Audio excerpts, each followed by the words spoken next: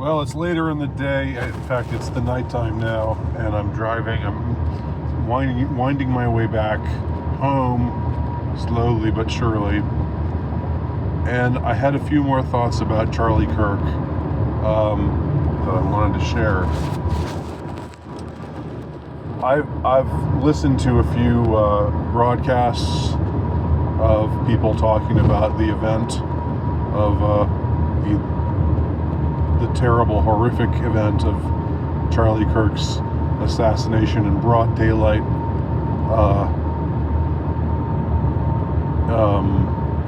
by someone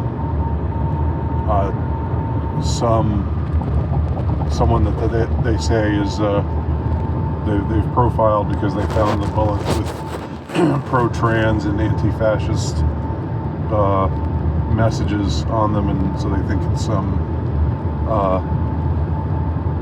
trans guy or some trans supporter or something. But I listened to a few different podcasts from various dissident right people, and I was struck by a couple of things. One of the things that struck me was that everybody was saying,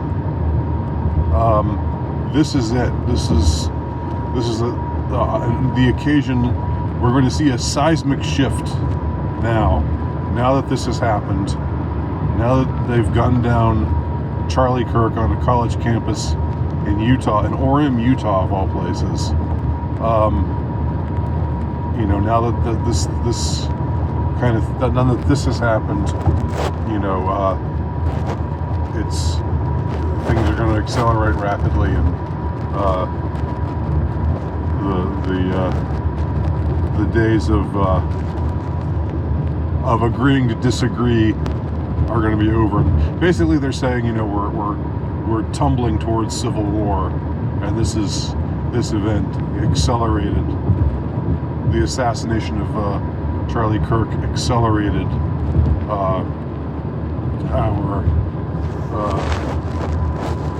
our inevitable new civil war paradigm. Just about everybody said something along those lines. There were little variations here or there, but it was something like that. Like this just and the comparisons were made to 9/11. Of course, him being shot on September 10th, the day before 9/11, and 9/11 happening 24 years ago. For those of us who can remember it, I'm among those of us who could remember it. Most of the people I was listening to were, in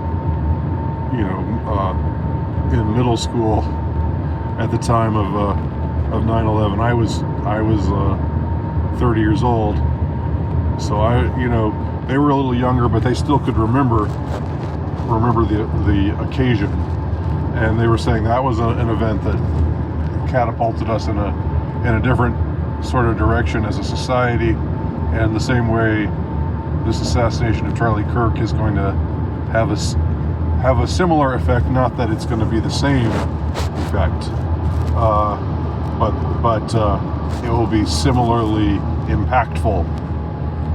But almost the opposite. Whereas 9/11 at the time, because it wasn't really questioned, people didn't look at it and see all the contradictions that so many people see today. People just looked at it as we've been attacked by someone outside of some outside force, and we've got to band together and rally as a nation. And people believe that. If you can believe it, if you're a young person and this seems just completely alien to you, because the way things are now,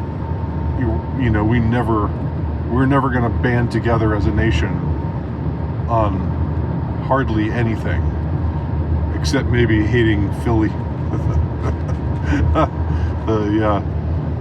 Philly Karen, who I talked about a couple days ago. But now things are so divided, and they're going to be more. The commentary was that things were going to become more divisive, and like this was the start of really rough times, and more violent times. So that was one thing that they were all saying, and the other thing that everybody was saying, everybody that I heard, and these were all dissident right people. These were not neocon people. These were not Zionists. And so I was expecting there to be some, like a voice or two out there saying something like, oh, well, it's a shame what happened to Charlie Kirk, but he was a Zionist, so, good riddance to bad rubbish. I mean, maybe not something quite so harsh as that, but something along the lines of, he wasn't really one of us.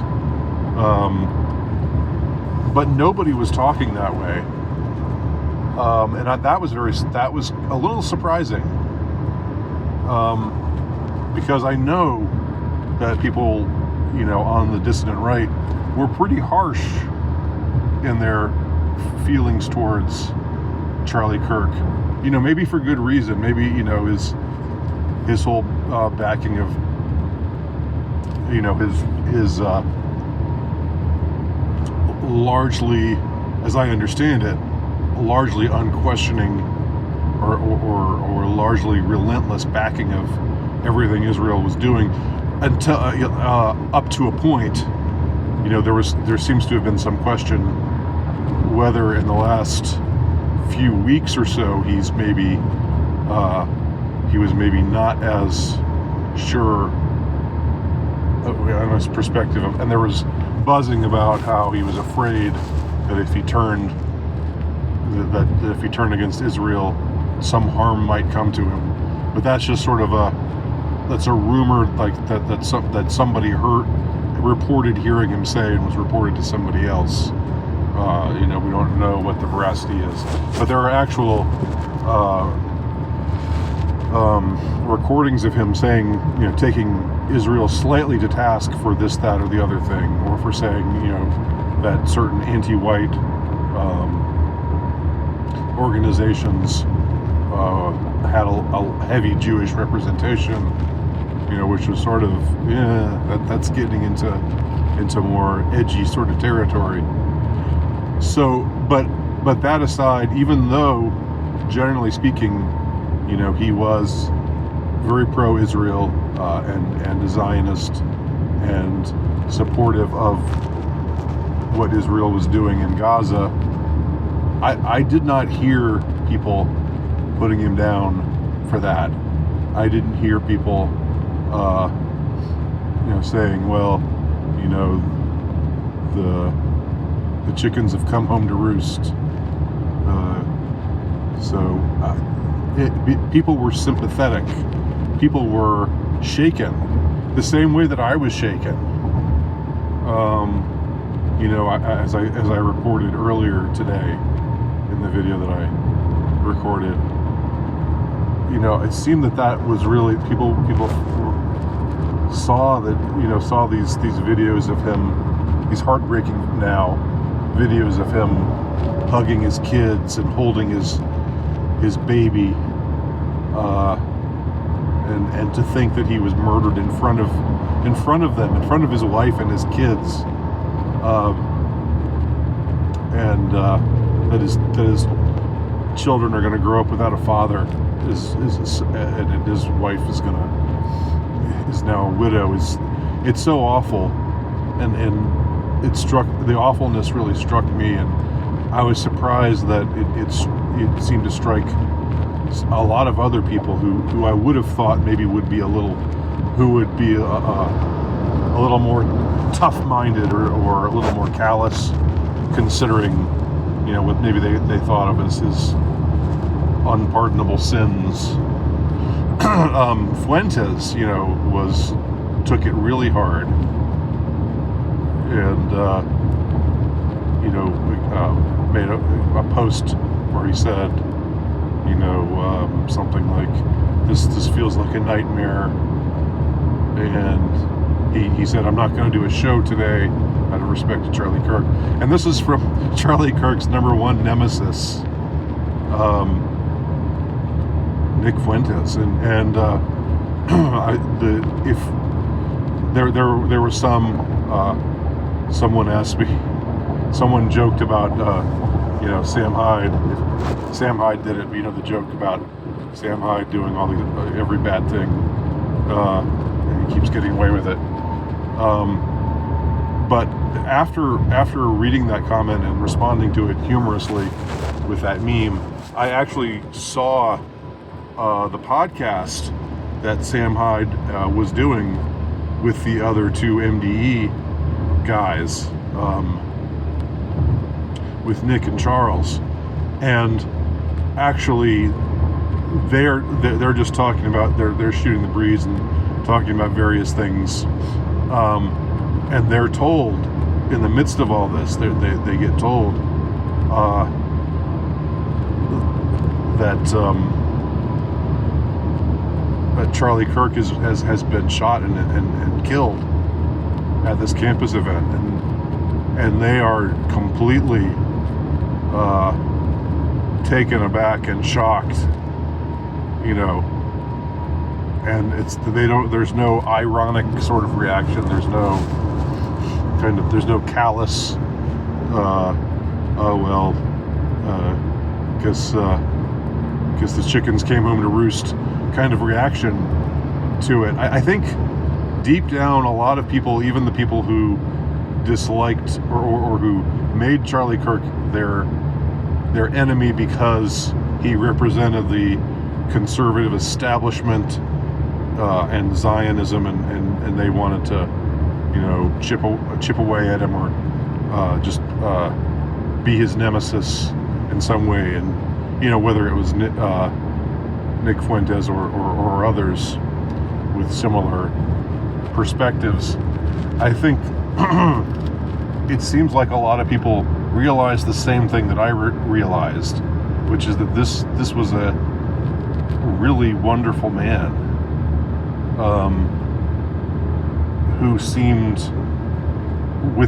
to be without malice, who seemed to take being raked over the coals a lot, being a punching bag. He seemed to take it with grace, and who honestly who had a good heart, who did these campus events again, not because he wanted to dunk on these stupid brainwashed kids, which is what a lot of the right-leaning speakers who go to college campuses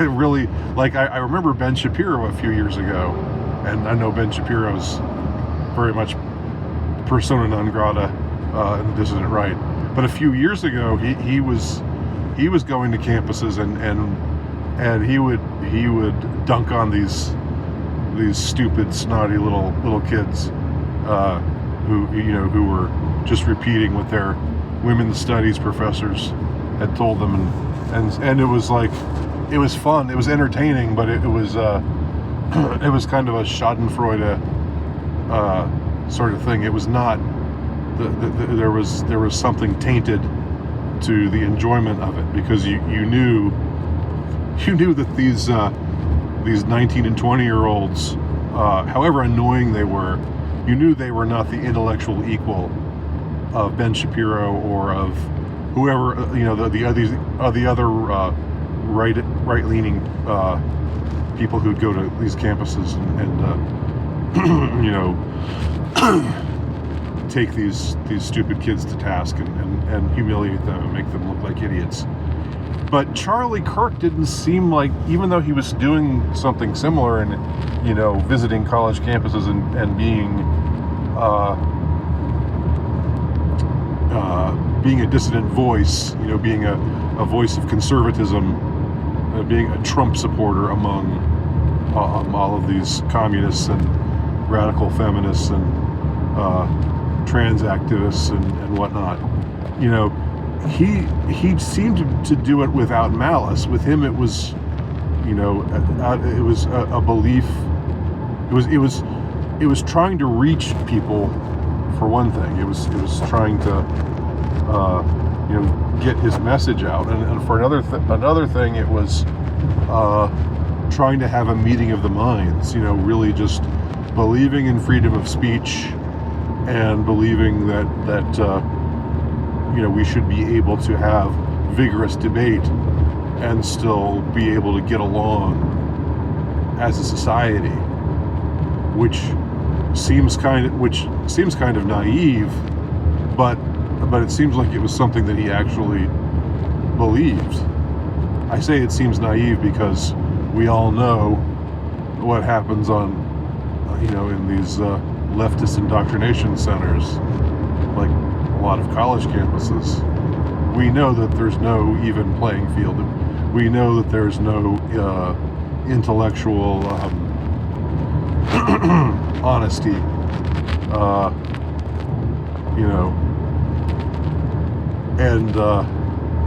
but he seemed to be somebody who was approaching this situation not with the idea of trying to make people look stupid or humiliate them or even send them up. You all know I'm a big fan of Sam Hyde, and his antics. Part of what's enjoyable about his antics is seeing him just get in front of an audience and totally, make them hate him, and just troll them relentlessly, and without without feeling any kind of self-consciousness about it, the way most of us do. I think that's the appeal of Sam Hyde,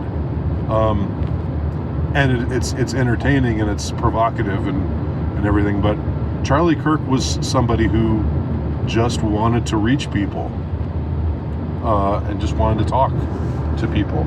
And here's what I'm wondering. I'm going to put something out there that maybe it's naive, maybe it's stupidly optimistic, but I just wonder if, based on what I heard, there were a lot of people whose hearts were truly broken to hear about Charlie Kirk's murder. And these were dissident right people, who you think would be critical or you think would be callous or, say, oh well, and move on. No great loss, but that's not how they reacted at all. Now I know that there are a lot of awful people on social media, or maybe it's just that social media brings out people's awfulness. I don't know, but there are a lot of people, getting on TikTok or whatever or wherever and celebrating and laughing and jeering at this man, getting murdered and his kids having their father taken away from them. And of course that's, it's sickening to see these montages of people reacting that way. But I just suspect that a lot of hearts have been really moved, broken, and then also moved to hear about this violence done unto a good man, this violence that was done in broad daylight against a thoroughly decent, loving father and husband, and a deeply devout Christian. I think last time I said I thought he was Catholic. I think he was not Catholic, but he was Christian, and he was very devout in his faith. And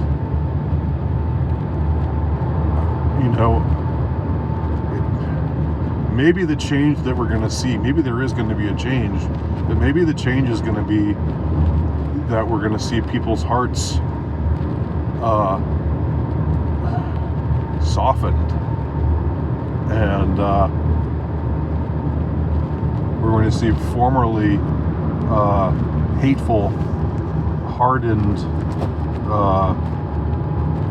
people, like the sort that you see on social media, making jokes about his death, that maybe the majority, or maybe what we'll see, it might not all happen at once, but I think there's something just so self-evidently wrong with what happened to Charlie Kirk. This wouldn't strike people if he was some angry loudmouth or some obnoxious gadfly, but that's not what he was like.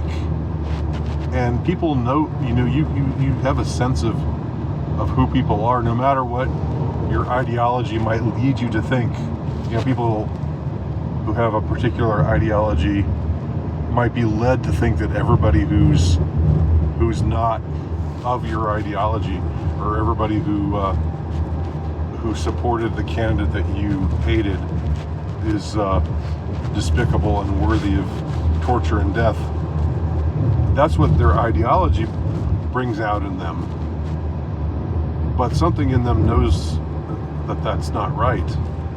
And just the same way that although this is flirting with being blasphemous, the same way that when Jesus Christ was crucified, and there was so much cruelty and torment, as is recorded in the Gospels, surrounding what happened to him, and people saw that he was blameless, and that this was the worst kind of injustice for a man who was not just innocent, but innocence itself. Not just good, but goodness itself. For someone like him to be victimized the way that he was. I'm not saying Charlie Kirk is Jesus Christ, God forbid. I know he would never want me or anybody else to say that.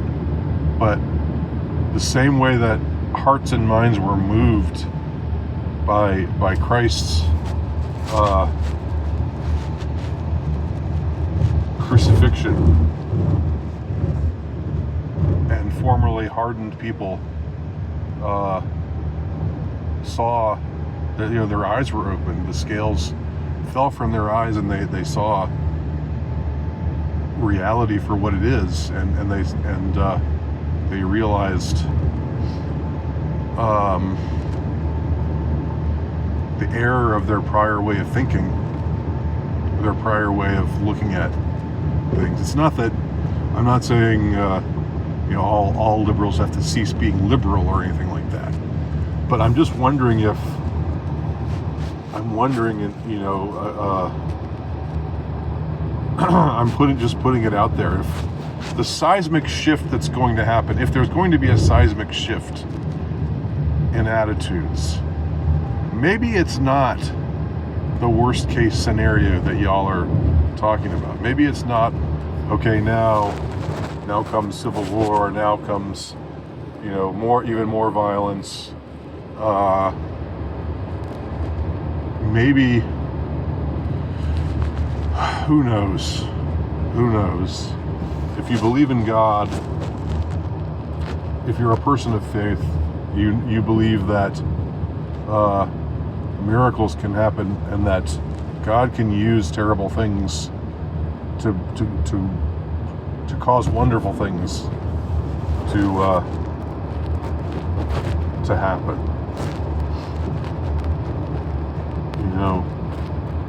All of Mexico, if you're a believing Catholic, you talk about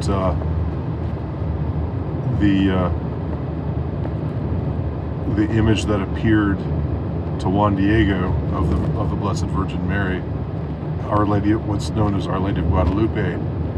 If you believe that, well, whether you believe it or not, the fact is, that Mexico went from this, or the population of Mexico, much of which at the time was